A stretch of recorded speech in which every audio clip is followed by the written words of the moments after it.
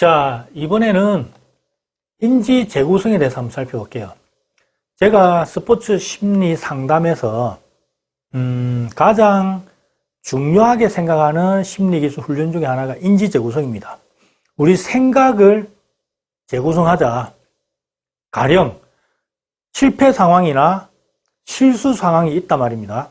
그 상황에서 우리 일반적인 운동선수를 예를 들어 볼게요.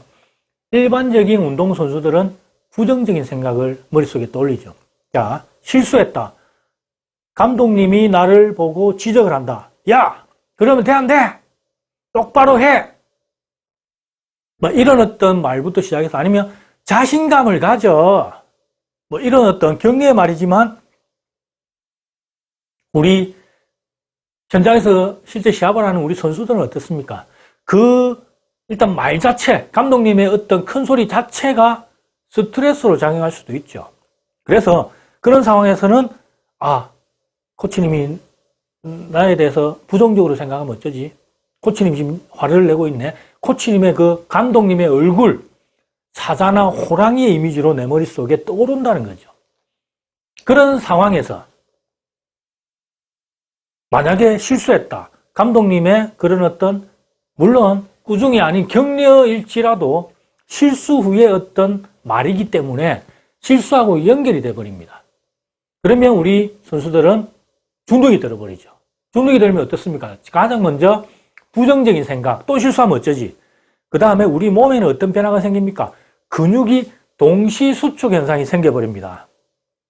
우리가 팔을 갖다가 굽힐 때 수축하고 이완이 이렇게 교대로 수축, 이완, 수축, 이완 돼야 되는데 동시에 수축이 돼버리면 몸이 뻣뻣하게 되죠. 마찬가지로 예를 들어 축구 선수가 감독님의 그런 말을 듣고 시합 그 다음 수행을 할 때 재기량을 발휘 못한다는 겁니다. 그리고 그런 어떤 지적으로 인해서 내 머릿속에는 그 지적이 떠나지를 않죠.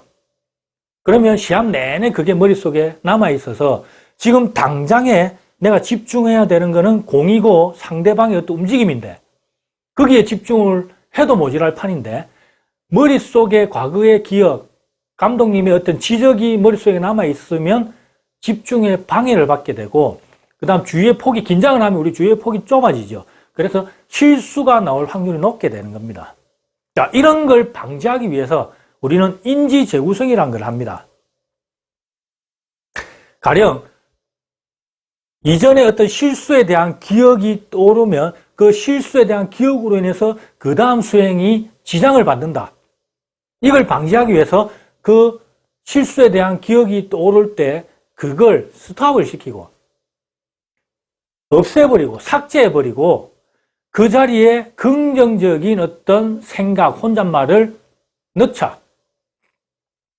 이태원 참사의 기억이 떠오를 때 그 기억을 스톱시키고 내가 미리 만들어 놓은 인지 재구성, 긍정적인 혼잣말을 머릿속에 떠오르게 만들자. 어떻게 훈련한다? 이완된 상태에서, 더 나아가서는 트랜스 상태에서 그 상황을 떠올리고 곧이어서 바로 새로 개발한 긍정적인 혼잣말, 긍정적인 생각이 연결되도록 루틴화를 시키자. 그래서 실제 시합이나 실제 상황에서 그 상황이 딱 나왔을 때 아니면 그 비슷한 상황이 발생했을 때 내가 무의식적으로 하는 생각이나 행동은 내가 미리 세팅해 놓은 루틴을 실행하도록 만들자. 그러면 기존의 어떤 참사로 인한 어떤 기억이 떠오르고 그로 인해서 계속 부정적인 생각이 반복되고, 왜냐? 내가 통제할 수 없기 때문에 그걸 내가 스톱시킬 수도 없어요. 그러다 보니까 무기력해지고 내가 어떤 해봤자 소용없어. 그러다 보니까 그 반복은 뭡니까? 각인을 시키죠. 반복해서 계속 이미지를 떠올리다 보니까 내 머릿속은 온통 그 참사에 대한 생각, 나중에는 그게 과장됩니다.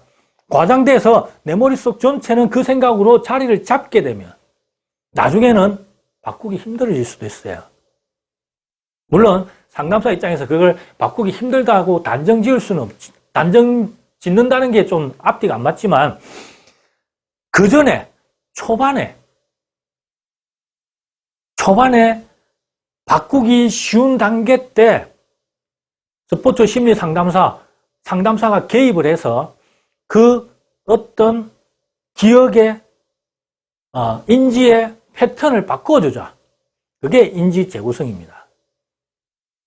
어떻게 보면 멘탈 트레이닝의 가장 핵심이라고 볼 수 있고 트라우마를 극복하는 데 있어서도 가장 핵심적인 게 바로 인지 재구성이다.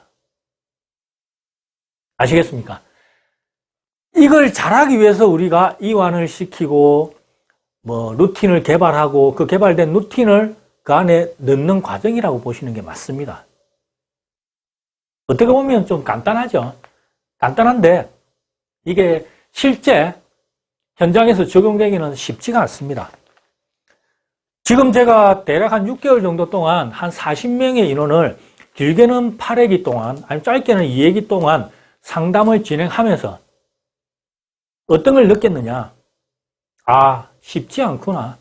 현장에서 우리 선수들이 특히 유소년 선수들이 이걸 적용해서 훈련에 도움이 되게 하는 것은 쉽지는 않겠구나. 하지만 희망은 있습니다.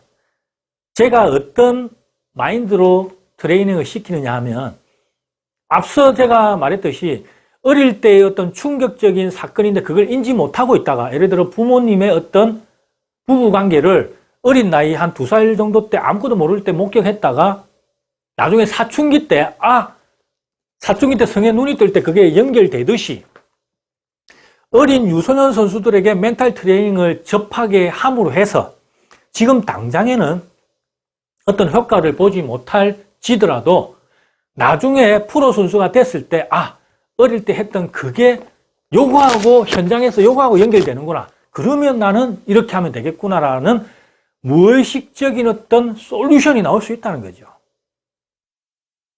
그렇기 때문에 멘탈 트레이닝은 어릴 때부터 해야 된다. 공감하십니까? 예. 이러한 부분은 어느 책에서 가르쳐 주는 거 아닙니다. 제가 실제로 상담을 하고 기존에 제가 정신분석이나 이런 어떤 책들을 통한 어떤 이론, 그것과 현장의 경험이 접목이 됐을 때만 솔루션이 나올 수 있는 겁니다. 그럴 것 같죠? 분명히 그렇게 될 겁니다.